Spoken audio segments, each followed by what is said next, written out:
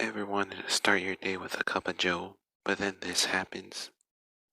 That's pretty much racism. It appears. Hi, hello there. My name is Daniel, and today we're going to go over the topic of racial profiling. Now, if you're thinking to yourself, this really isn't my problem. Well, it is now. You know why? Because I'm here. Some people see racial profiling as a way for the higher ups, in this case, white supremacists, to have the upper hand on the lower class or people of color, henceforth unlimited power. But before we get ahead of ourselves, we need to discuss what racial profiling is anyways. Racial profiling is when someone assumes someone is something just because of their race and ethnicity. For example, thinking all Asians are good at math, or Mexicans are always finding a way to get drunk.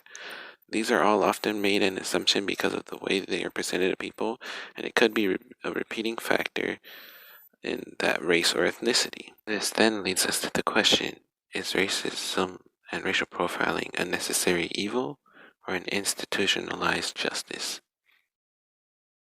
Well, I'm not supposed to give my opinion, but I personally think that it's a necessary evil, of course, with its own limitations. Now, most people, if not all people, think that it's an institutionalized justice because, according to my interviewee, she says that it's just a way for white people to protect themselves against the race that they see it as animals. On the other hand, on the necessary evil side, we have someone saying, I think it's good in a way that it helps out, but in terms of helping the community, in the end of the day, it helps to a certain extent. To this, I say you have a point, but does it really help your case here?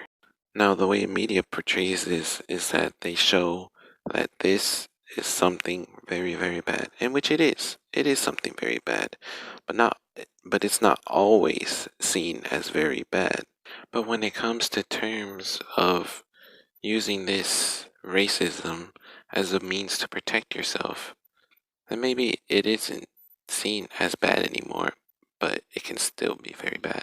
So, in conclusion, racial profiling is a necessary evil, but it has very specific limits to it that make it a necessary evil. Otherwise, it'd be an institutionalized justice. That's it for this video.